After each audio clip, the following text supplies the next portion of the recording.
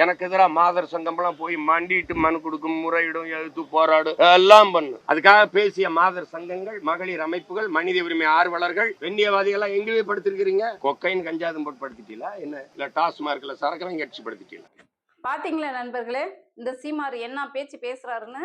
நல்ல குடும்பத்துல பிறந்த, அதாவது பெண்களை மதிக்கக்கூடிய சகோதரிகளாக, நல்ல ஒரு பெண்கள் மீது மதிப்பும் மரியாதையும் மிக்கக்கூடிய ஆண்கள், கட்டாயம் ஆண்களா இருந்தாலும் பெண்களாகவும் இருந்தாலும் இந்த சீமாறு பேச்சை கேட்டுட்டு அப்படி ஒரு உணர்ச்சி வசப்பட்டு கொந்தளிச்சிட்டு இருக்காங்க பெண்கள் எல்லாம். ஏன்னா அவ்வளவு ஒரு மோசமான பேச்சு. பெண்கள் நாவை எப்போதுமே தரம் தாழ்ந்து பேசுவது, ஏதோ தெரியாம வாய் தவறி ஒரு முறை இருமுறை பேசினதுலாம் இல்லை. எப்ப மேடை ஏறினாலும் எப்ப பேட்டி கேட்டாலும் பெண்களை பத்தி தரந்தாழ்ந்த பேச்சு தான் இந்த ஆள் பேசிட்டு இருக்காரு. அது குறித்து தான் இந்த காணொலியில பார்க்க போறோம். காணொலிக்குள்ள போறதுக்கு முன்னாடி திராவிட பேச்சரங்க சேனலை சப்ஸ்கிரைப் பண்ணிக்கோங்க. நன்றி, வணக்கம். என்ன பேசியிருக்காருன்னு பாத்தீங்களா? நிதன்யா வரதட்சணை கொடுமையால இறந்தது, தற்கொலை செய்து கொண்டது. உண்மையிலேயே இந்த மாதிரி நிகழ்வு யாருக்கும் நடக்கக்கூடாது. இனிமே பெண்களுக்கு எப்போதுமே, இதுவரைக்கும் இந்த சமூகம் பெண்களை எப்படி கட்டமைச்சிருக்குது, இந்த சமூகம் ஆணாதிக்க சிந்தனையாளர்களாக இந்த சமூகம் உருவாக்கி வச்சிருக்குது என்பதை தான் நிதன்யா போன்ற வரதட்சணை கொடுமையால சாகக்கூடிய பெண்களுடைய ஸ்டேட்மெண்டாக இருக்கிறது. அதை நான் என்னுடைய முகநூல் பக்கத்துலயும் வளர்த்த அந்த நிதன்யாவோட அப்பா, அந்த பொண்ணு ஒருவனுக்கு ஒருத்தி, அதனால என்னால இன்னொரு திருமணம் செய்து கொள்ள முடியாது என்று சொன்னதை பெருமையாக நினைச்சு பதிவிட்டதை, இந்த ஆளால தான் இந்த பெண்ணை இறந்து போனது, இந்த இந்த வளர்ப்பு முறைதான் என்று சொல்லி அந்த பொண்ணு முதல்ல இந்த மாதிரி இந்த குடும்பத்துல பிரச்சனை இருக்கு, இந்த கவின்றவன்ட்ட பிரச்சனை இருக்குதுன்னு சொல்லும் போதே அந்த பொண்ணை கூப்பிட்டு வச்சு, சரிம்மா இப்பயே தெரிஞ்சிருச்சு அந்த குடும்பத்தை பத்தி, நான் கவின் பத்தி தெரிஞ்சதுக்கு நாம நன்றி சொல்லிட்டு முதல்ல அவங்ககிட்ட இருந்து உன்னை காப்பாத்துறேன்னு சொல்லிட்டு அவங்க அப்பா அம்மா ஆதரவு கொடுத்திருந்தா இந்த தற்கொலையே நடந்திருக்காது. இந்த ரெண்டாவது பொண்ணு நிதன்யா மீண்டும் மீண்டும் சொன்னது, நான் யாருக்கு எப்படி சொல்லி புரிய வைப்பேன் என்று சொல்லித்தான் பேசுனது. அந்த பொண்ணுக்கு தன்னம்பிக்கை கொடுத்து அந்த பெற்றோர்கள் வளர்த்தவே இல்லை. இந்த சமூகத்தின் மீது அந்த பொண்ணு இயலாமைய சமூகத்தின் மீது போட்டது 100க்கு 100 உண்மை. அந்த பொண்ணு பேசுனது ஒண்ணு சமூகம், இன்னொன்னு அவங்க பெற்றோர். நிதன்யா போன்ற பெண்களோட இந்த வரதட்சணை கொடுமை, இந்த ஆணாதிக்க சமூகம் எப்படி கட்டமைக்கப்பட்டிருக்குது, பெண்கள் மீது எப்படி இந்த வன்முறையை தூவுறாங்க என்று இந்த மரணங்கள் நமக்கு மீண்டும் மீண்டும் உணர்த்திக்கிட்டே இருக்கு. அதை நம்ம மாத்தணும். பெண்ணியவாதிகள், மகளிர் சங்கங்கள் இவங்கெல்லாம் போராடிட்டு தான் இருக்காங்க, இதையெல்லாம் மாத்தணும் என்று சொல்லி அவங்களுடைய கோரிக்கைகளே பெண்ணியவாதிகள் நம்ம எடுத்து வச்சுட்டு தான் இருக்கோம். ஆனாலும் நிதன்யாவோட மரணம், தற்கொலை மரணம் ஒரு பக்கம் இருந்தாலும் அரசாங்கம் தற்கொலை நடந்துருச்சுன்னு தெரிஞ்ச உடனே அதுக்குரிய நடவடிக்கையை எடுத்திருக்காங்க. சம்பந்தப்பட்ட நபர் கைது செய்யப்பட்டு வழக்கு கோர்ட்டுக்கு போயிடுச்சு. இனிமே கோர்ட்டு தான் விசாரணை பண்ணி தீர்ப்பு சொல்லணும். அது இப்படி இருக்கும்போது சம்பந்தமே இல்லாம எதுக்காக பெண்களை குறித்து சீமான் இந்த மாதிரி இவ்வளவு கேவலமா பேசணும்? இவரு குடிகாரனா இருக்கிறாரு, குடிச்சுட்டு மேடை ஏறி வரத்த நம்ம பல முறை பார்த்திருக்கோம். இவரு கொக்கைன், கஞ்சா போன்ற போதைப் பொருட்களை பயன்படுத்தி இருக்கலாம், அது அவருடைய விருப்பம். இது மாதிரி ஆண்கள் நிறைய பேர் பயன்படுத்திட்டு இருக்காங்க. ஆண்கள் எல்லாம் ஆண்களுக்காக தான் டாஸ்மாக்கும் இந்த போதைப் பொருளும் பழக்கமும் ஆண்கள்கிட்ட மட்டும்தான் இருக்குது, பெண்களுக்காக இல்லது. பெண்கள் 1-2 நம்ம கணக்குல வச்சுக்கவே கூடாது. ஆண்கள் மட்டும்தான் இந்த பழக்கத்தை இருக்காங்க. அப்படி இருக்கும்போது இந்த சமுதாயத்துல போராடி இந்த சமூகத்தை உருவாக்குன இந்த பெண்களை கொண்டுகிட்டு பெண்கள் மீது தொடர்ந்து இழிவாகவும் கேவலமாகவும் பேசிட்டு இருக்கிற இந்த சீமாரை என்ன பண்ண? ஒரு முறை 2 முறையா? எத்தனை முறை பெண்கள் கண்டனம் தெரிவிச்சு போலீஸ் ஸ்டேஷன்ல போயிட்டு கம்ப்ளைண்ட் பண்ணிக்கிட்டு இதே வேலையை இந்த ஆளை பத்தி பேசிட்டே இருக்கிறது தான் நம்ம வேலையா? பெண்களோட வேலையா? பெண்களே ஒரு அரசியல் கட்சி தலைவராக இருக்கக்கூடிய தகுதி ஏதாவது ஒண்ணு இருக்கா? அந்த கட்சியில இருக்கிற பெண்களுக்கு என்ன பாதுகாப்பாக இருக்க முடியும்?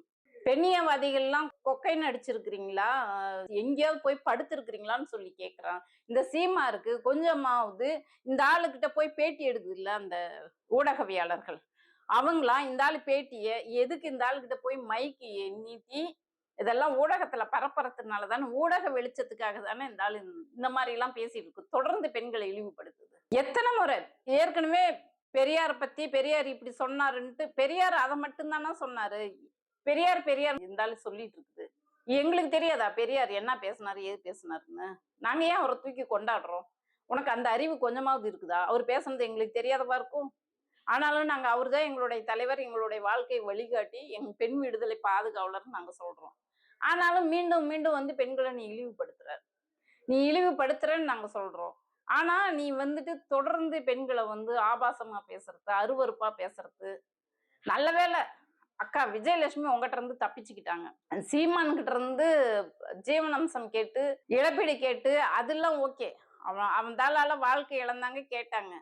ஆனா ஒரு முறை அவங்க வந்து காணொளி பண்ணாங்க, மாமா மாமான்னு. அந்த மாதிரி ஆளு கூட எல்லாம் இவங்க போய் பழகி இருக்கிறாங்களேன்னு நினைக்கும் போது அவமானமா இருக்குது, வெக்கமா இருக்குது. நல்ல வேளை விஜயலட்சுமி அக்கா தப்பிச்சுக்கிட்டாங்க. இல்லைன்னா அவங்க நிலைமை என்ன ஆகியிருக்கும் பாருங்க.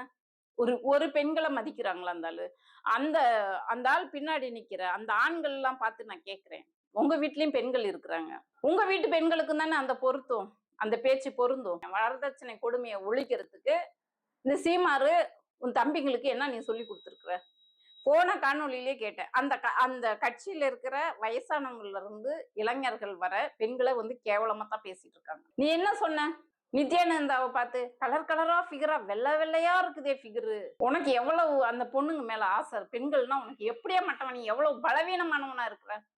நித்யானந்தாவை பார்த்து கேட்டல, அப்படி பேசனல. உனக்கு தேவை உன் கட்சிக்கு உழைக்கிற வரைக்கும் உழைச்சிட்டு அதுக்கப்புறம் நீ வந்து ஃபிகருன்னுவ, பிசுறுன்னுவ, கலைன்னுவ, இலையுதிர் காலன்னுவ. உன் கட்சியில இருந்து வெளியேற உன்னோட கொள்கை பிடிக்காம உன்னை விட்டு உன் கட்சிக்காக தன்னுடைய தான் சேர்த்து வச்ச சொத்துக்களை உழைப்ப கொடுத்து எல்லாத்தையும் இழந்துட்டு உன் கொள்கை பிடிக்காம உன் பேச்சு பிடிக்காம கட்சியை விட்டு வெளியேறினாக்க இலையுதிர் காலன்னு கேவலமா பேசுவார். அது காளியம்மா உனக்காக 8-9 வருஷம் அந்த பொண்ணு பிசுறுன்னு சொன்னேன். இப்படி தொடர்ந்து உன் கட்சியில இருக்கிற பெண்களையும் இழிவுபடுத்துற.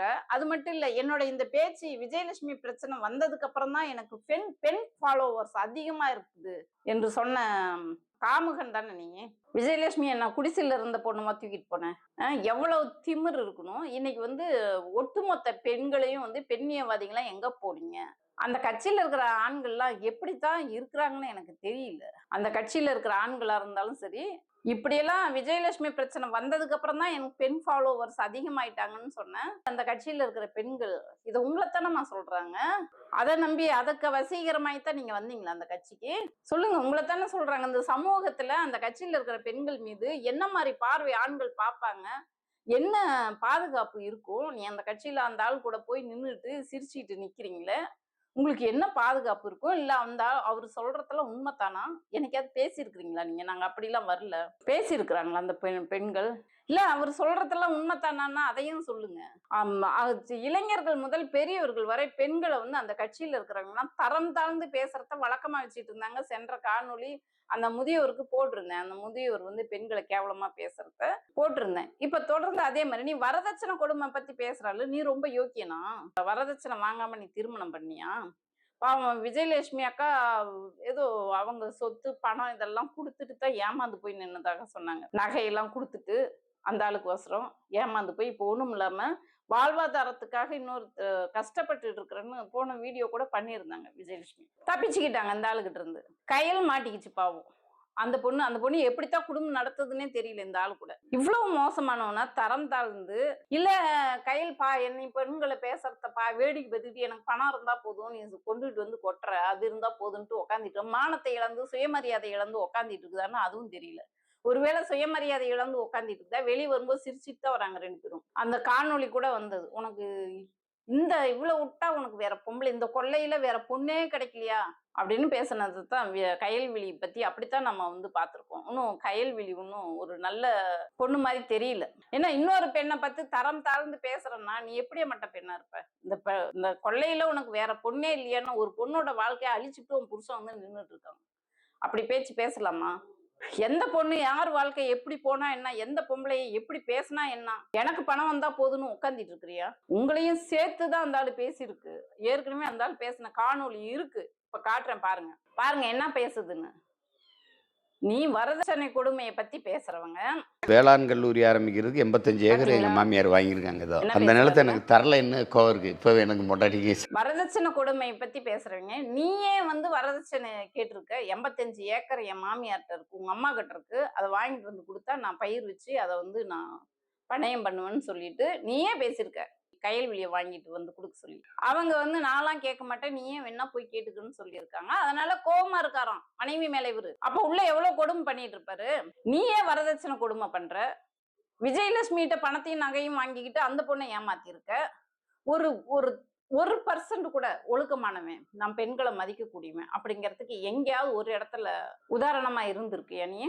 எவ்வளவு தரம் தாழ்ந்த பேச்சு. ஏற்கனவே பெரியாரை பத்தி பேசுனதுல ஏறக்குறைய 80 கேஸ் என்னமோ தமிழ்நாடு முழுசும் பதிவாகி இருக்கு. நீ கோர்ட்டுக்கு நடந்துட்டு இருக்க. தரம் தாழ்ந்து பேசுறது உனக்கு வந்து இயல்பாவே போயிடுச்சு. ஊடக வெளிச்சம் உன் மேலேயே பட்டுட்டு இருக்கணும் அப்படின்றதுக்காக நீ பேசிட்டு இருக்க. இப்படி பேசினா தான் நம்மள வந்து இப்ப ஊடகமும் வந்து அவங்க பேப்பர் விற்பனை ஆகணும், அவங்க மீடியா டிஆர்பி ரேட் எகரணுன்றதுக்காக இத வந்து அவங்களும் வந்து ஒளிபரப்பிட்டு இருக்காங்க. இப்படி பேசுவத கோர்ட் வந்து இதுக்கு வந்து முற்றுப்புள்ளி வைக்கணும். தொடர்ந்து பெண்களை தரம் தாழ்ந்து பேசுவதை இந்த கட்டாயம் வழக்கு கொடுத்திருக்காங்க. மாதர் சங்கத்துல இருந்து வந்து ஜனநாயக மாதர் சங்கத்துல இருந்து வந்து வழக்கு கொடுத்திருக்காங்க. அதையும் பாருங்க. அவர் எங்க பொதுவாக பெண்கள் குறித்து பேசிய வீடியோவை நாங்க வந்து கமிஷனருக்கு கொடுக்கிறோம். அதன் மீது நடவடிக்கை எடுக்கணுங்கிறதையும் சொல்லிக்கிறோம். பாத்தீங்களா, வழக்கு கொடுத்திருக்காங்க. இந்த வழக்கு கட்டாயம் கோர்ட்டுக்கு போய் எஃப்ஐஆர் போடுவாங்க. அந்த ஆளை வந்து கைது பண்ணணும். கைது பண்ணி அந்த ஆளு உள்ள தள்ளி இந்த ஆளு பேசுவதற்கு இத்தோட முற்றுப்புள்ளி வைக்கணும். பெண்கள் பத்தி தரம் தாழ்ந்து எந்த ஆண்களும் பேசக்கூடாது. சவுக்கு சங்கர் பேசிட்டு பெண் காவலர்களை பத்தி பேசிட்டு அந்த ஆளு ஓடி ஒளிஞ்சிட்டு இருந்தது எல்லாத்துக்குமே தெரியும். அதுல தான் அந்த ஆளு கஞ்சா யூஸ் பண்றது தெரிஞ்சு உள்ள போனது. இந்த மாதிரி தொடர்ந்து பல ஆண்கள் பேசியிருக்காங்க, பெண்களை கேவலமா பேசியிருக்காங்க. இவனுங்களா என்னமோ யோக்கிக்காரனுங்க மாதிரி. ஆனா இவனுங்களுக்கு பெண்கள் சுகம் தொடர்ந்து தேவை. ஆனா அதே பெண்களை பத்தி தப்பா பேசுவானுங்க. இதேதான் இவங்களுக்கு புத்தியா போச்சு. அதனால நீதி அரசர்களும் அரசாங்கமும் ஒரு முடிவு பண்ணி பெண்களை தரம் தாழ்ந்து பேசுறவங்க இனிமே பேசாத மாதிரி ஏதாவது ஒரு சட்டத்தை முதல்ல ஸ்ட்ராங்கா கொண்டுட்டு வந்து யார் யாரெல்லாம் பெண்களை தரக்குறைவா பேசுறாங்களோ அவங்கள வெளியவே வர முடியாத மாதிரி ஒரு சட்டம் ஏற்றணும். ஜாமீனே கிடைக்காத மாதிரி ஒரு சட்டம் ஏற்றணும். ஜாமீனே கிடைக்கல அப்படின்னா தான் இவங்க அடங்குவாங்க. உள்ள போனா 15 நாளையில வெளியில வந்துடலாம் என்ற சூழ்நிலை இருக்கிறதுனாலதான் தொடர்ந்து இவங்களை வந்து பெண்களை வந்து தரம் தாழ்ந்து பேசிட்டு இருக்காங்க. கொலை கேஸை விட இது வந்து மோசமான கேஸ் தான். அதனால அரசாங்கத்தையும் நீதி அரசர்களையும் மீண்டும் மீண்டும் கேட்டுக்கிறது, ஜாமீன் கிடைக்காதபடி ஒரு சட்டம் இயற்றணும். பெண்களை தரம் தாழ்ந்து பேசுறாங்க. ஏன்னா ஒரு 3 ஆப்ஷன் வச்சுக்கலாமே. முதல் முறை பேசினா இந்த தண்டனை, 2ஆம் முறை பேசினாக்க இந்த தண்டனை, 3ஆவது முறையாக பேசினாக்க வெளியில் வராதபடி அந்த மாதிரி ஏதாவது ஒரு சட்டத்தை உருவாக்கணும்னு அரசாங்கத்தையும் நீதி அரசர்களையும் கேட்டுக்கொண்டு இந்த காணொலியை பார்த்துட்டு இருக்கிறீங்க. இந்த சீமானோட இந்த நிலையை நீங்க எப்படி பாக்குறீங்கன்னு உங்களுடைய கருத்துக்களை கமெண்ட்ல போடுங்க. நன்றி, வணக்கம்.